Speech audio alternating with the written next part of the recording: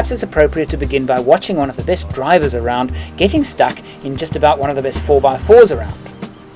Truth is, there's no shame in getting bogged down. In fact, it's as much a part of 4x4 motoring as is off-road driving.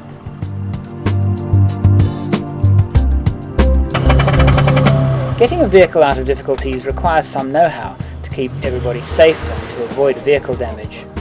John Rich is a recognised expert in the field of 4x4 vehicle recovery, and in this program he joins me to share his knowledge. One of the first principles of recovering a stuck vehicle is weight distribution. Here, the two situations that follow demonstrate the effect of uneven weight distribution. When digging, jacking or placing traction aids under a vehicle, the following should be considered. This discovery fails to make the climb through lack of momentum and traction is lost. The driver has two choices: go back and try again and risk bogging down in the water, or driving straight out. After inspecting all four wheels, it's clear that there is no traction on the left front and that the right rear is stuck in a hole.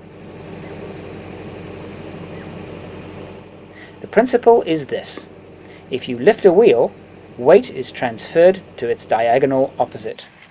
Here it is a simple matter of filling the hole made by the right rear wheel.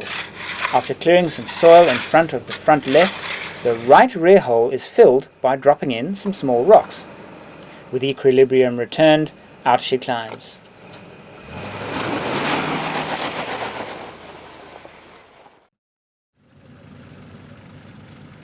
In this second illustration, this Land Cruiser is severely cross-axled. Again, the front left and right rear wheels are battling for traction.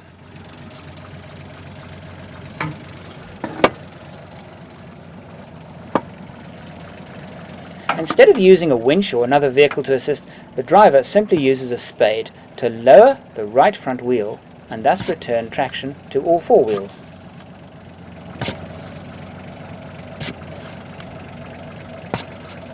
This entire process from beginning to end took less than 10 minutes.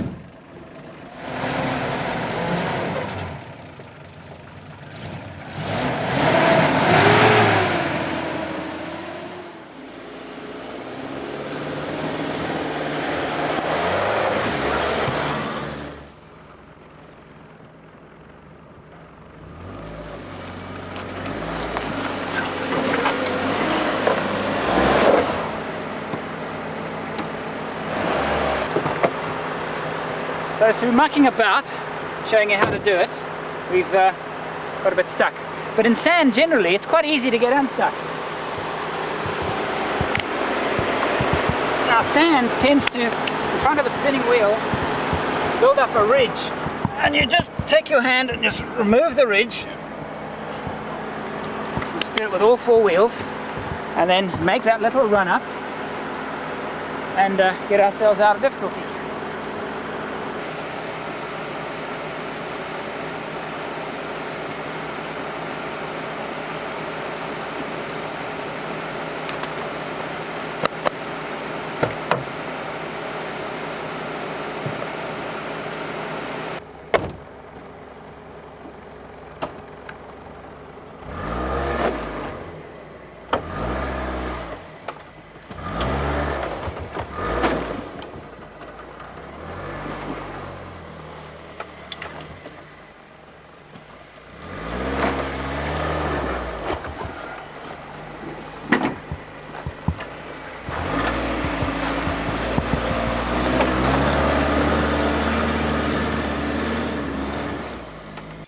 During my many years of off-roading and during the filming of this program and many others, I began a process of weeding out the bad shovels from the good shovels.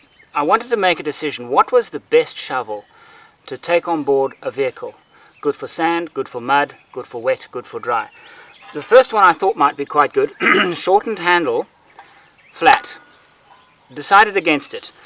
You can't move a lot of material with a shovel like this, although it is easy to get underneath a vehicle because it's fairly small. Very large spades or shovels are difficult to handle because you can't get them underneath a vehicle when it's bogged down, and they're very, very heavy. The second one, similar size, length, but with a traditional shovel. This was a lot better, a lot more versatile. we made then one modification to this idea, and that is to sharpen the front, and that gives penetration. And we found that this shovel head was the best, a traditional shovel with a sharp end. We found that wood would be better because it would be lighter, but we couldn't find anything to use to modify, so we went with a traditional metal shovel.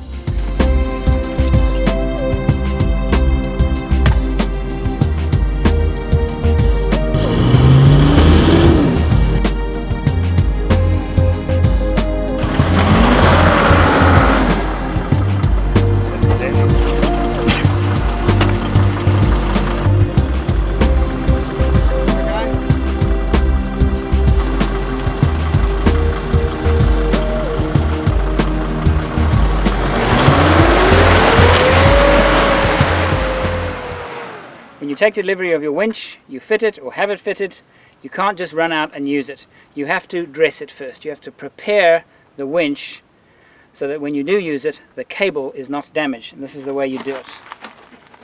You unlock it, and you pull all of it out. All of it. Go!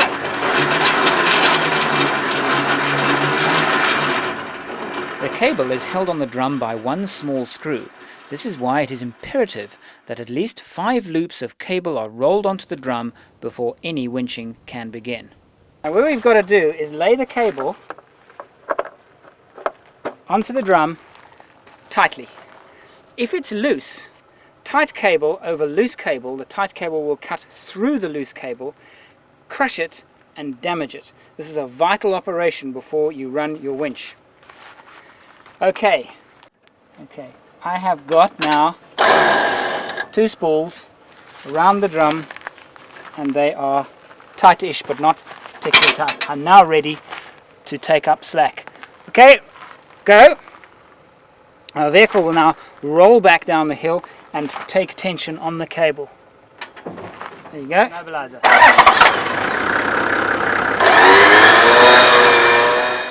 The trick here is to steer the anchor vehicle left and right so that the cable is laid as neatly as possible on the drum. In some situations, this steering technique can even be used during vehicle recovery. A typical recovery winch kit on board.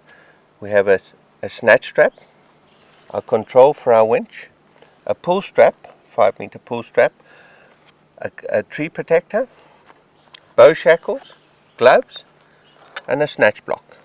All in a bag. Nice to keep it in a bag. My 2 safety straps here, the green and the purple, those are my safety straps. We're going to show you how to use those as we go through. What John is going to do now is to demonstrate how to lay out a typical winch recovery situation. The cable is pulled from the winch to the anchor, which in this case is a small tree. The tree is protected from the winch cable by a broad strap wrapped around the base of the tree. The first thing I do is I don't like to use the actual winch portion of it there.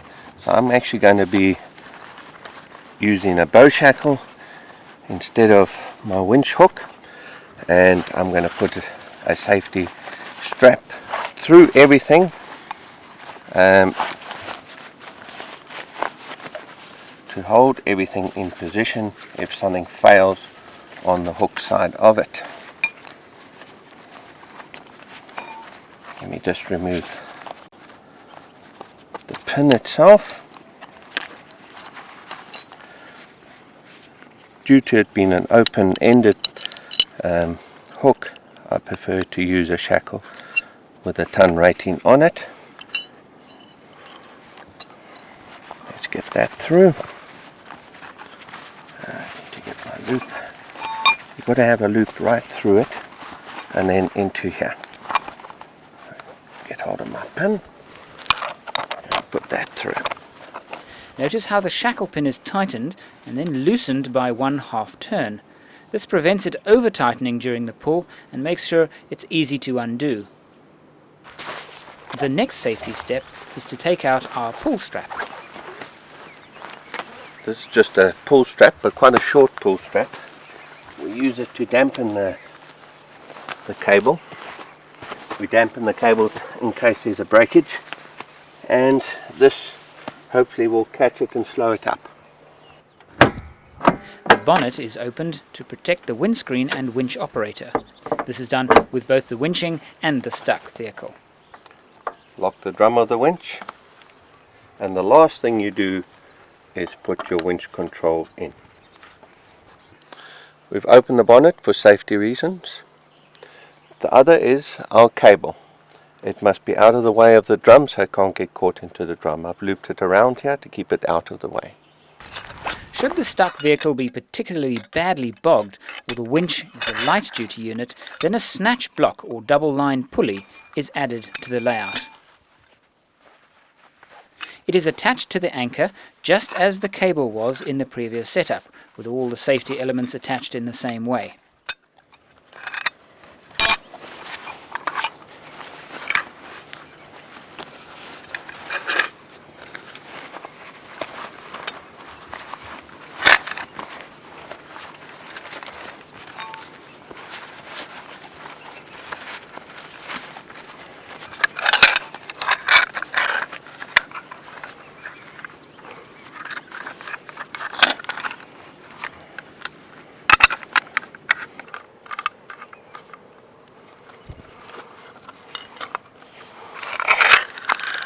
The cable is taken from the stuck vehicle, through the pulley and then back to the winch. The end of the cable is attached using the safety straps to the vehicle.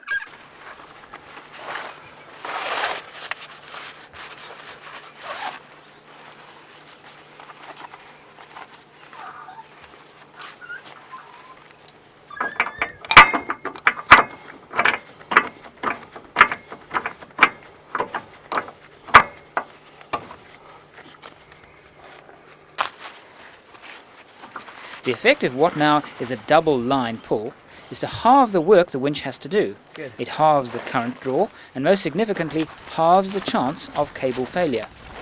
This operation halves the winching speed.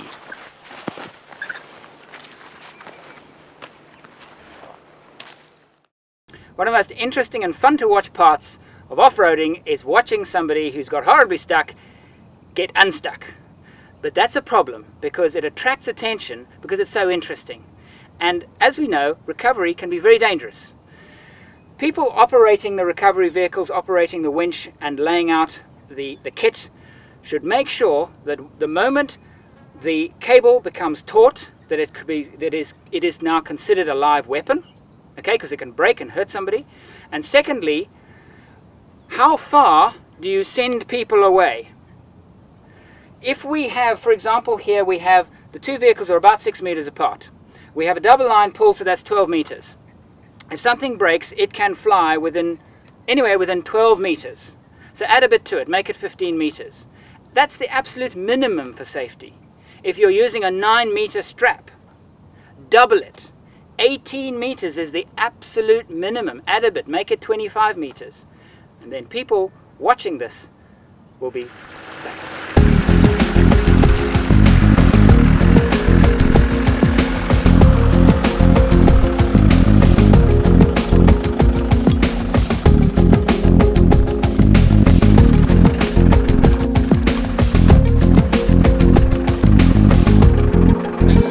Skill, let's hear that. If you enjoy using high lift jacks, then you'll love this. It's a hand winch, sometimes called a turfer. This highly effective winch requires considerable physical strength to use, but sometimes works when all others fail. The cable is carried separately and is threaded through the winch. Attaching to the vehicle can be done as for electric winches, but in this case we have used a double chain with grab hooks. Probably send that back to about here, although we don't want it over that.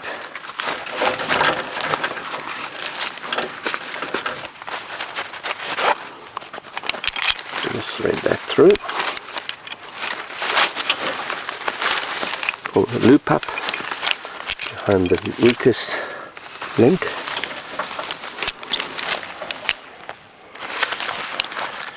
And that's our safety anchor.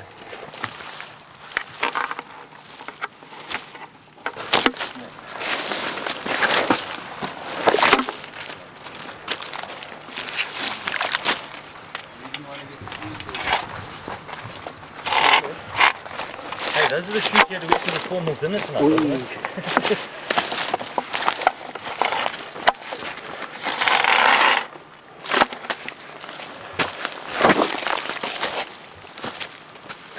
So John, you wouldn't have got two at further.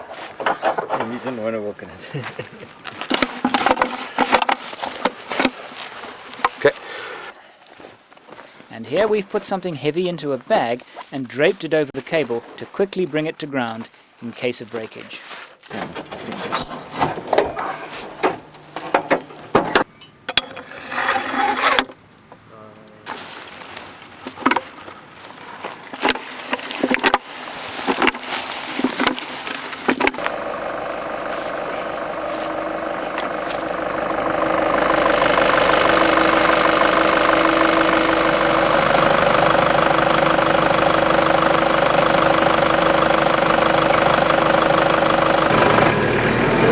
In this situation, the hard body alone was not a firm enough anchor to do the job, and so the Tirana was brought in support.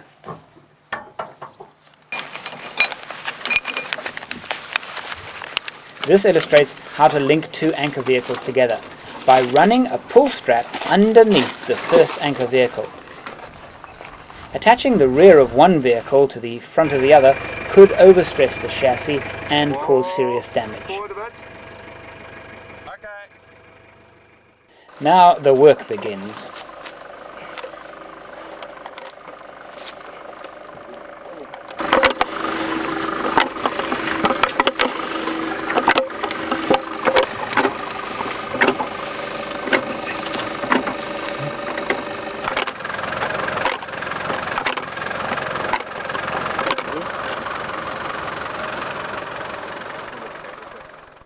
Is a rather unusual device called a hub capstan winch. This vehicle is stuck and you apply the cable simply by taking the slack off the cable and feeding the cable in like that. It doesn't have to be that tight because the vehicle's stuck, so your front wheel is going to rotate and pull in the cable.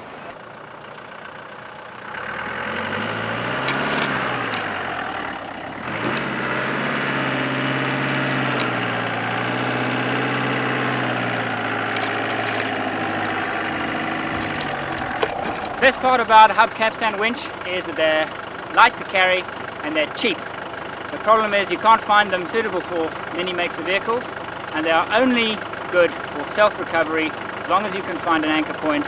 But the great part about that is the anchor point's behind you, not a problem. Now we return to our riverbank. The vehicle's escape route is blocked by deep water behind and a slippery bank ahead. This time there is no safe anchor in front of the vehicle, so we will construct one using a combination of a stake and natural features. An important key here is to look for an advantage. The stake is assisted by the rock behind which it is placed. Don't tighten it because I want to see how we... With a combination of strap, chain and shackles, the stake will be secured to another resource, the boulder behind the stake. This setup gives us a good opportunity to see how, with a chain and grab hook, a chain's length can be adjusted.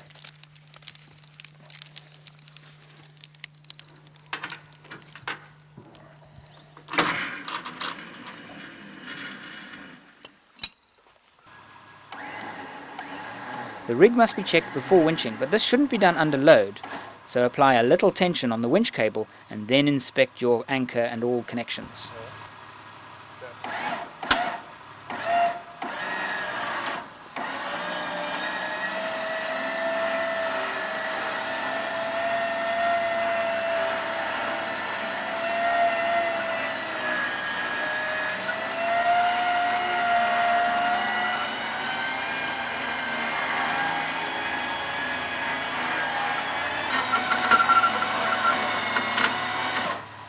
Here's an interesting fact about using the hook on the end of a winch cable.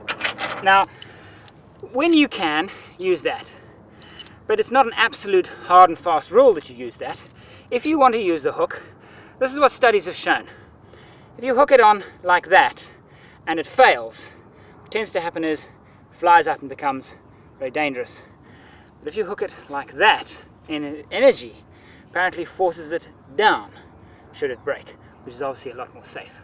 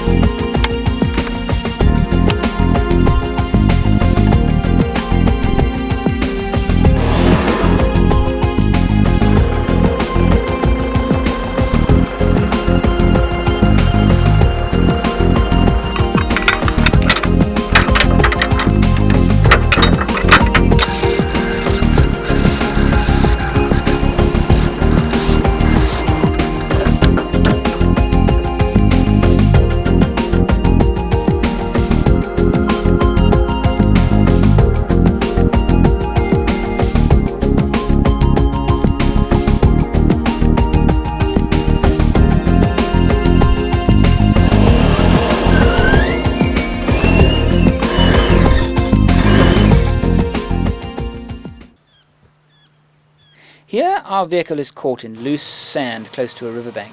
Every time we attempt to get it free, it slides towards the bank. So this requires a change in direction. Again, we will use our anchor strap to protect the tree.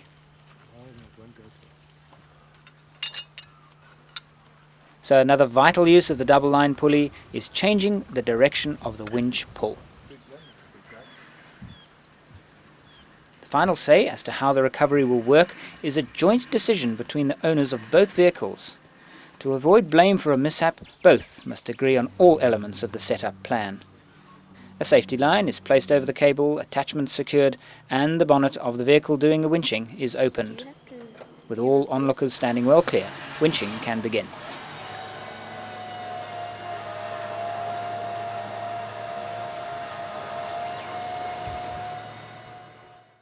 We found ourselves in a situation where the only anchor point in front of us that we're able to attach our cable to is not very strong.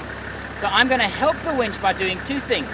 I'm going to crawl the vehicle, drive as slow as I possibly can as the winch pulls in. Another thing I'm going to do is I'm going to make sure my steering wheel is pointed directly towards the anchor point, so there's the least amount of resistance. Let's see what happens. I'm in first gear low. Starting to creep. Start to pull. You see, Mike, what I'm doing?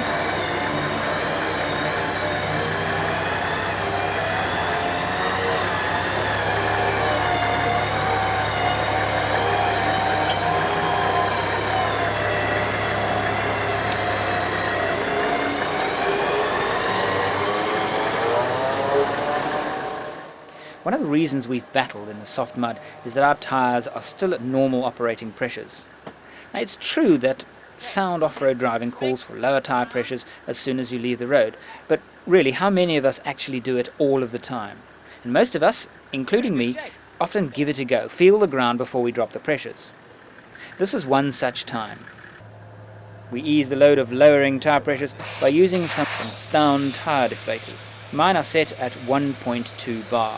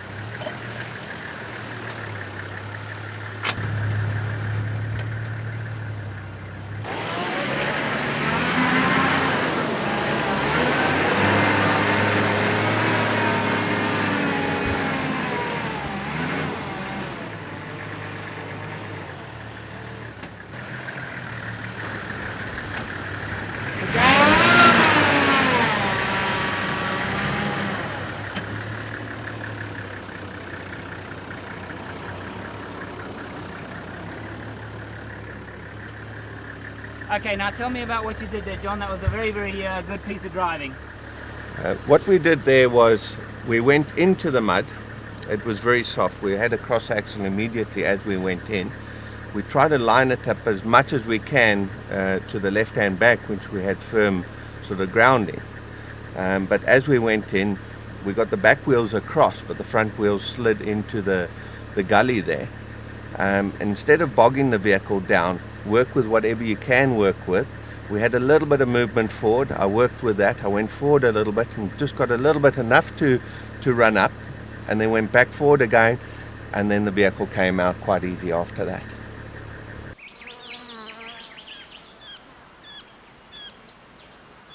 Now we're going to test out some anchors. We have the vehicle bogged down.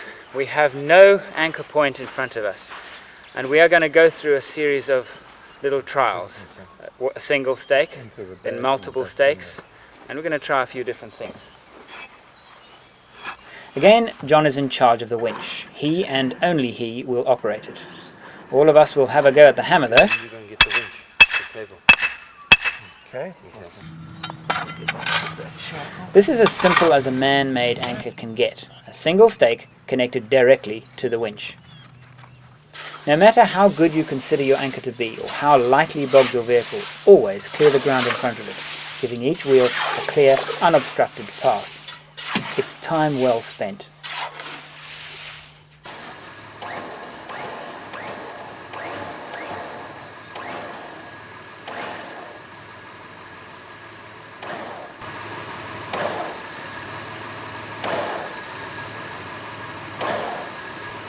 Carry on.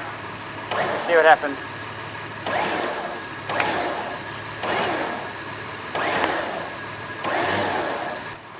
Okay, so it's completely useless. Plan B. But that can be the third stage.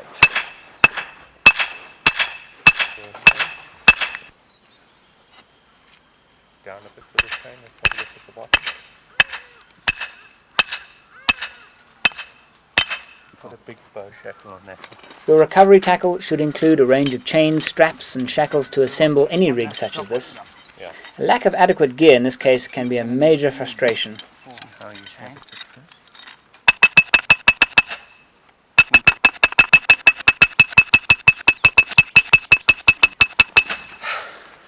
Okay, that looks good.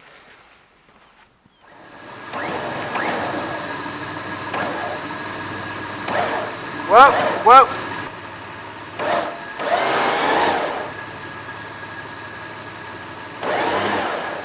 Okay, that didn't seem to make any difference at all. In fact,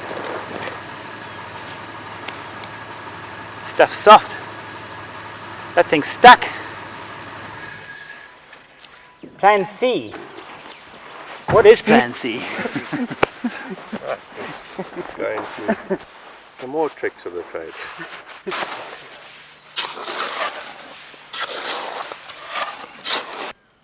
This time our jacking plate is placed in front of the stake.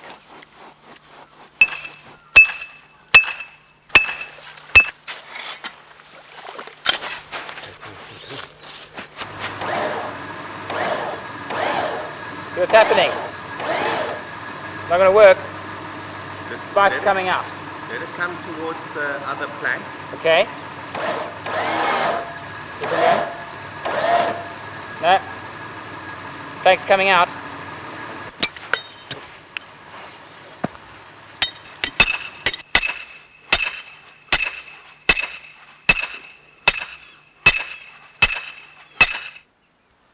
Okay, now it's time to bring just about everything we have and add them to the rig. A second plank, 2 stakes, and even our shovel will be used as a third. Tree protector.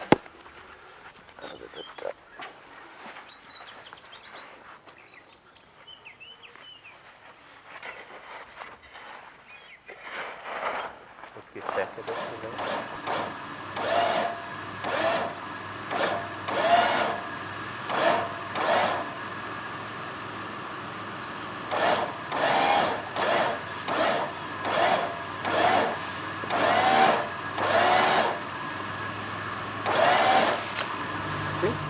our rope on this side wasn't tight enough. We needed to get it tight. Okay. By the time we had pulled everything out, this had collapsed. It was only relying on the last two there. I'm with you. So if we can get this taut all the way through, I think we've got a winner. Tremendous. After a short break and discussion, we decided to tackle the problem in a different way.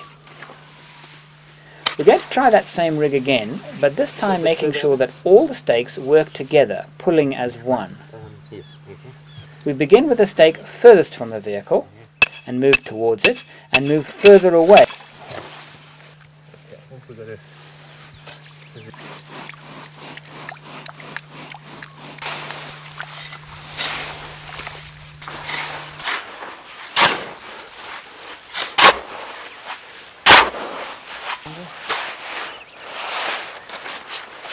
Putting back case taut. It's on that, it's good. Should we give it another try?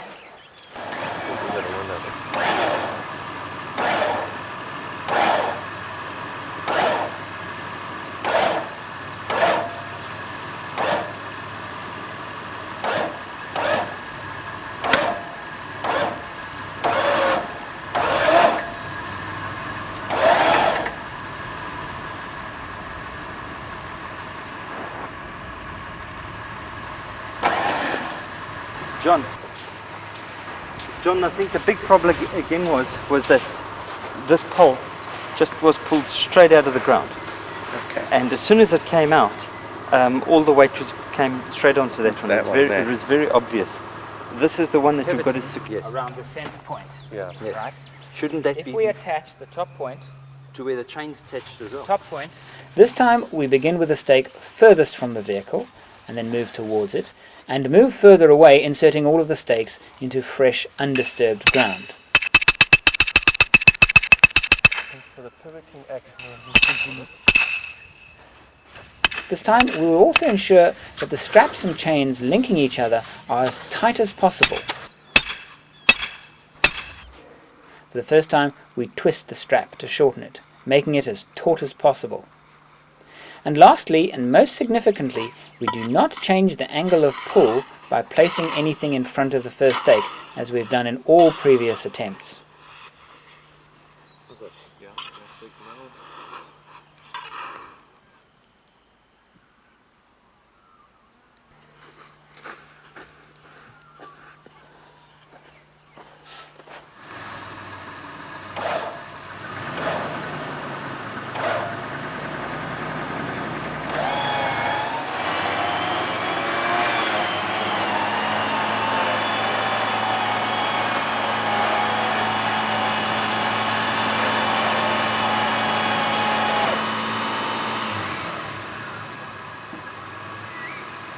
Every off-road situation, recovery situation, is a learning exercise. We learned something here today.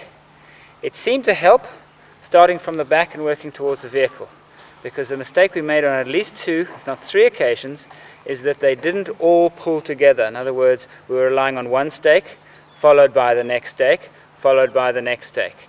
And of course it was very weak. This time I think we got it right. Everything was good and tight. The first 2 stakes moved, and eventually they moved just a little bit. And when they were all tight together, that spade buried right at the back took. All 3 of them being tight simultaneously was enough to hold in the ground firmly. That was good. one of the most important things to remember with your kinetical or a snatch strap is the recovery period after a hard pull with this. It needs between 8 and 24 hours to recover. I recommend that all 4x4s carry their own kinetical strap with them. This is a basic snatch recovery kit. We start off, we have a pull strap. I'd suggest a minimum of 5 meters. They do make in 10 meters as well. We have our kinetical strap here, which is 9 meters long. We have some shackles, bow shackles. We have a pair of gloves on that, and then our 2 safety loops as well. This is a snatch strap. Just roll it out for you. In a snatch strap, what makes a good snatch strap is that it will have a label in it. It's very important that you know what the label means. Working load, 2 tons, which is in our capabilities here. Mean breaking strength, 8 tons. The length of it, 9 meters long.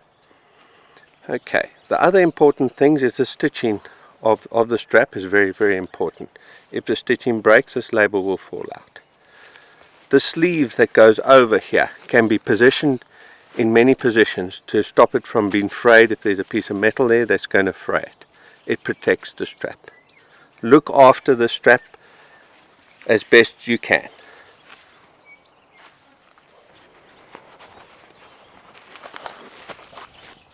Safety strap.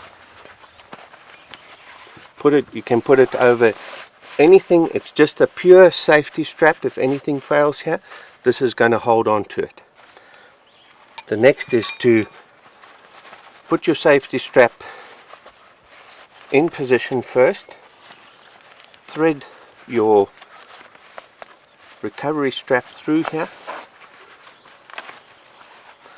It's just a loop on a loop. With this one, we put a bow shackle in and we attach it to a point that is well secured to the vehicle. Always remembering half a turn back. Work as neatly as you can. Once you've got it in, make sure your safety strap is going to hold everything in position. If this fails, it's going to catch it.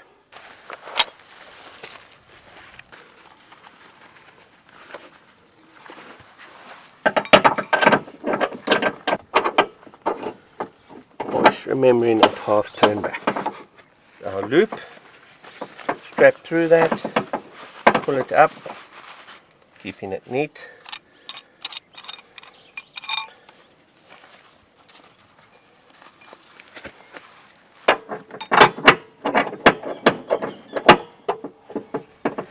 Remembering to get the bow shackle, the biggest bow, in the direction of your kinetical strap. Towards the center of your kinetical strap, we place a bag. You've got it, use it. The bag is just tied on in case there's a snap in between on the strap itself. This will act as a buffer and slow the strap up. Just the strap alone will break your leg or take a rear light out. Connecting 2 straps together. It's very important that you don't actually take a shackle and connect the 2. That would be extremely dangerous. It's like loading a cannon. Anything come loose, you've got a weighted object here. I'll show you a new way of connecting 2 straps together. Slide one through the other. Drop that down. I'm going to get the other end and put that through here and pull it.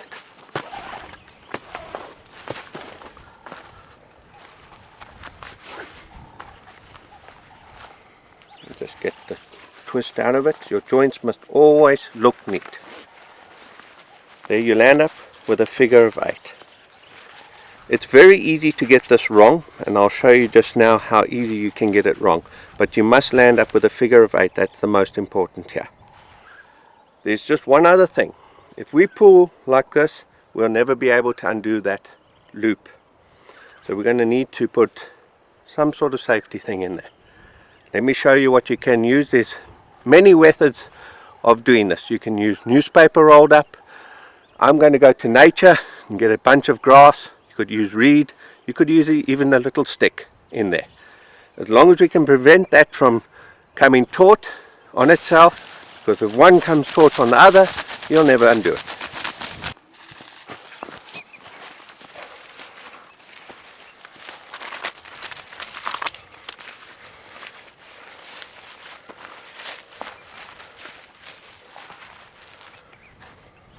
Don't make a mistake by doing it the wrong way. It's very easy to do it the wrong way.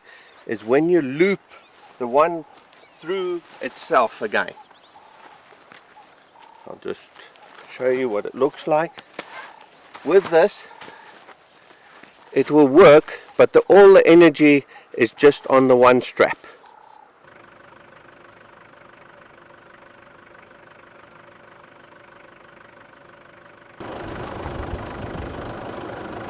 With a marker on the ground, it is clear here how much the kinetic strap can stretch.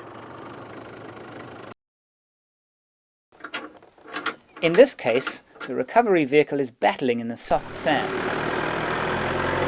A good idea here is to create a firm, compacted run-up by rolling back and forth over the recovery area. Then, before attempting the pull, measure out the length of the strap and make a mental note of the point at which the strap will be taut. In the event that the pull fails, the driver will have a visual reference and will at this point need to ease the accelerator and abandon the pull.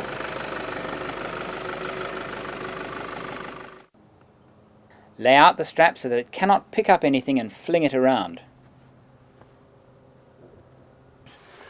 Dig out excess sand or mud around the wheels. Doing this well will extend the life of the strap, making the bogged vehicle easier to extricate. With bystanders standing well clear, drive off smoothly and purposefully.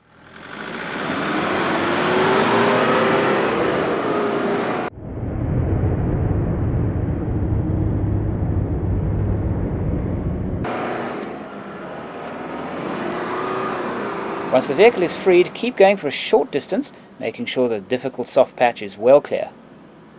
Attaching snatch straps to vehicles is critical for safety. Never, ever use a tow bar. I don't know of anybody who's been killed yet, but there have been several people that have been really seriously injured. I know of a vehicle that was written off. It was cut in half by one of these when it broke. Now let's put the kinetic strap to work.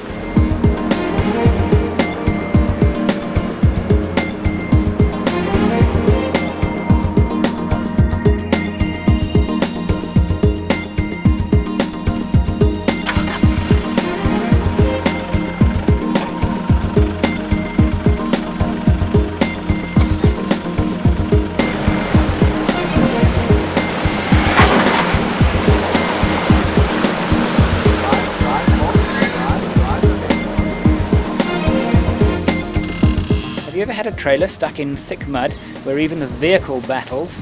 But here is one method of using a kinetic strap to free the trailer. Now if the trailer had a skid plate under the drawbar, this kind of recovery would be that much easier.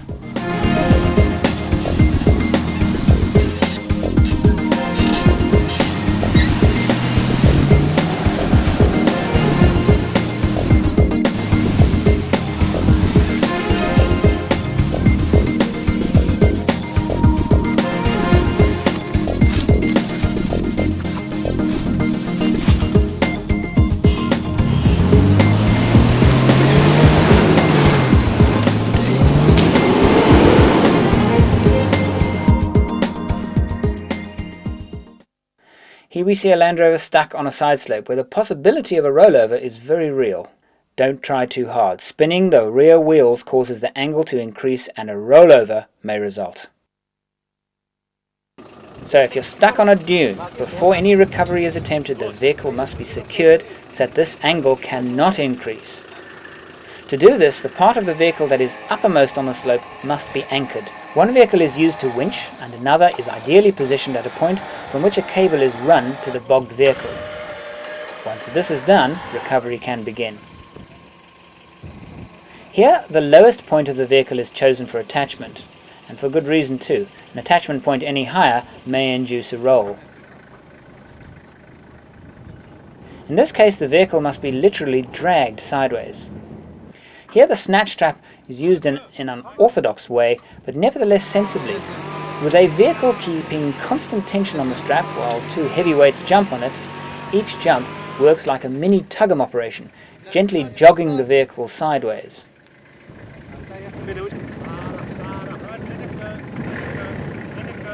Apart from the winch operator not wearing gloves, this was a safe and sensible approach to recovering a vehicle from a potentially dangerous situation. There are two types of jacks we're going to speak about. Firstly, the high lift jack, and secondly, the air jack or balloon jack. The high lift jack. The kit consists of a pair of gloves, of course the jack, and also fittings on the vehicle and on the jack to allow you to jack it. Vehicles coming out of the factory off the showroom floor are not equipped, generally speaking, for lifting with a high lift jack. Firstly, they need some kind of bull bar, some kind of bar on the back, some kind of fitment to enable the jack to jack on without damaging the vehicle. Second part is the jack itself, in many cases, should have some kind of attachment to fit to the jack to enable the jack to then work on the vehicle. The other part of the kit is a jacking plate. Most of the time when you need a jack, you're jacking because you sunk into soft ground. The trouble is when you jack, the jack then sinks into that soft ground. To stop it sinking, you need some kind of jacking plate. I use a piece of wood. There are a lot of things available, but to be honest with you, a practical alternative is a piece of wood like this. I'm going to jack the vehicle in the middle of the vehicle because often when you're stuck, you want to lift the entire vehicle, front of the vehicle up, and then push it off the jack to push the wheels onto fresh ground. This vehicle now is sitting at a slight tilt this way, and we know that whenever we jack, the jack tends to pull towards the vehicle. So you don't actually put the jack upright, you compensate for the lean of the vehicle and also the fact that the jack will lean in. So, I lift that up, pull the lever up. I'm now ready to jack.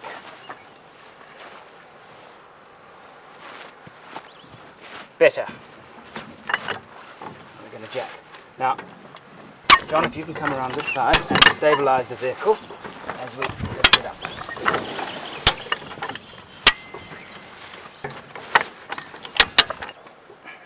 Okay, the wheels are now off the ground.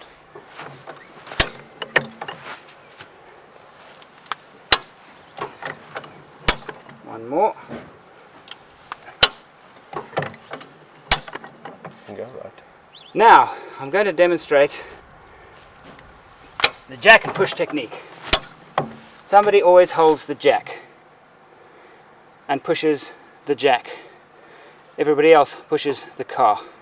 And it prevents the jack leaping up and damaging the vehicle. Okay, are you ready? We're going to push. You try and push that way. Are you ready? Sure. Steady? Let's go. Now we have probably moved with only the wheels that far off the ground in this demonstration, we've probably moved about 8 to 10 inches this way.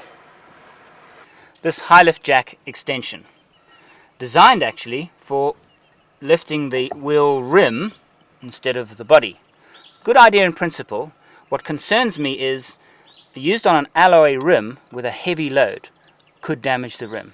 However, with steel rims on Land Cruisers and Land Rovers, I think this is a valuable piece of kit to add to the jack. Now, a lot of people mount their high lift jacks in very silly places on their vehicles. This is a very heavy piece of kit and it becomes a missile in an accident. The best place to mount them, either on the back, on the mounting here, or what I've done is I've mounted here. Now, it's a lovely permanent mounting there. Okay, it's easy to get to when I need it. The worst place on earth to mount a high lift jack is on a bull bar. I have seen them mounted here, even like that. Now, what happens in an accident? These normally mild steel bolts that they're fitted with break, and this goes straight through the windscreen. So, not in front of the vehicle, always behind.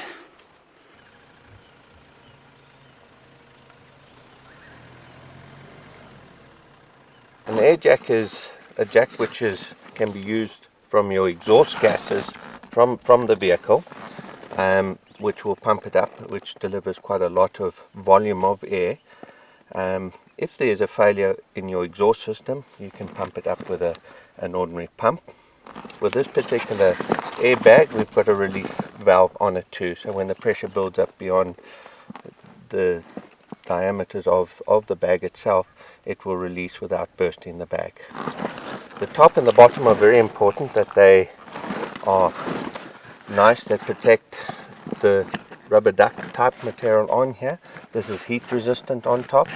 That is your release valve on it. You press it in and it lets out the gas inside, or the air inside the bag. The ground under the vehicle is prepared and made as flat as possible. Then the jack is slid underneath. The further it goes, the better it will work. Try not to let any of the bag stick out. Once this is complete, attach the hose to the exhaust. The bag now fills with exhaust gas and up the vehicle goes.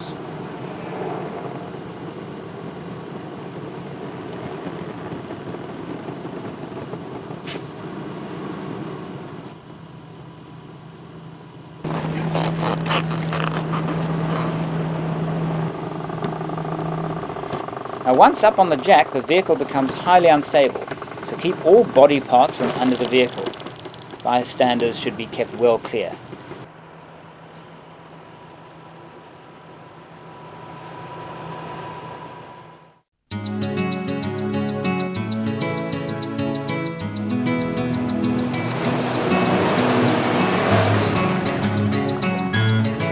Traction aids come in many forms: plastic, steel, aluminium, rubber. We played with a number of these in sticky clay mud. Rubber is useless when it gets wet. Steel is very heavy and aluminium often distorts. Metal and plastic traction aids have serrated strips on them to assist grip, but most serrations are not nearly aggressive enough and mud quickly clogs in them so that they quickly become too slippery for tyres to grip.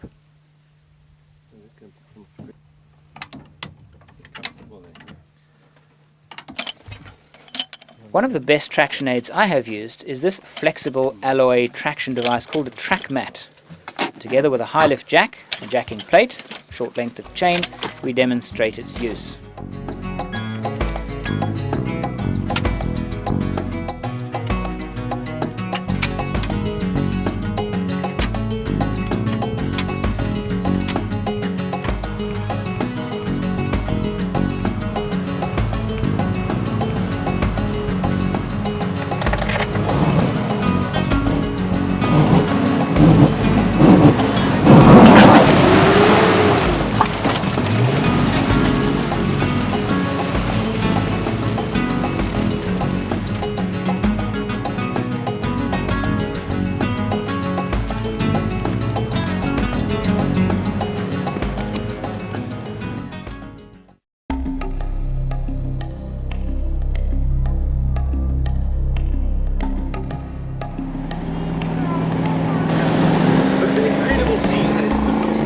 June 1993. With Big Sky country beckoning, we set off in an attempt to reach Kokonya Island from Nata Sanctuary. The plan is to follow the edge of Saipan, hopefully staying clear of the deep mud that threatens every vehicle that ventures onto the pans. Well, it seemed like a good idea at the time, but what a learning experience this was going to be. We are quickly reminded that short-handled folding camp shovels are a real frustration. Every vehicle should carry a good shovel. The natural reaction is to attempt a reverse. It's a bad idea in this kind of mud. It instantly drops the vehicle onto its axles.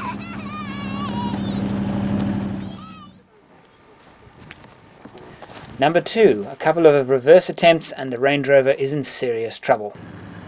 The funny thing about this kind of mud, it acts like treacle. It flows and it fills, and the more we dig, the more the vehicle seems to settle.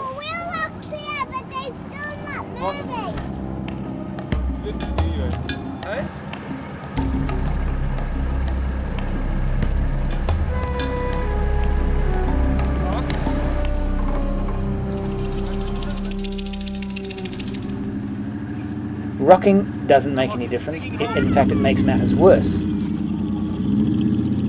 Frustrated by our lack of progress, we look closely at the pan's surface. These are the bones. These are the people's bones. The bones of fallen travellers litter the ground. Someone had been stuck here before. With conventional winching failing, some lateral thinking was needed. The vehicle had bottomed out so badly that a vacuum had formed under it. We had to find a way to lift and pull simultaneously. Then a breakthrough by combining the high lift jack and the winch. The high lift lifts and the winch pulls. Mark, now I'm tired of this game now. More lessons coming up. Now it's my turn. Be driving, Andrew like rammed it into fourth instead of second. But still. Just kept it wouldn't go in second because I think I was panicking. It makes it feel a lot better. Don't try too hard and dig too deep. Use the jack early and carry a good jacking plate. It's easier to use than the spare wheel and you can't damage it. Jack and pack is the best route. We used logs under the rear wheels and drove her out. The ground seems to be too soft for jack and push. Oh, number 4. Things are getting somewhat boring, so forgive me if I don't shoot that much on this one. Life is great.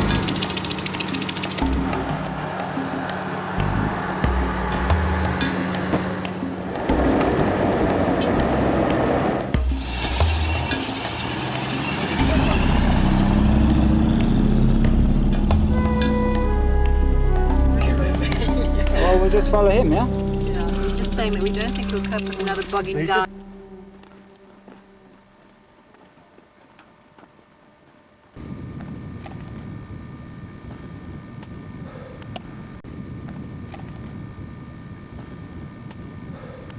So what do you think, Johns? What? Plan of action. Plan of action. Just get the thing out of the mud, that's it. No big deal.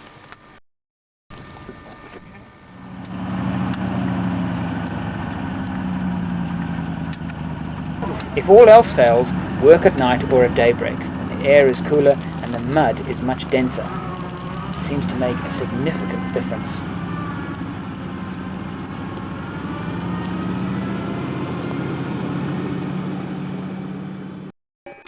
Did you enjoy that? Then please subscribe.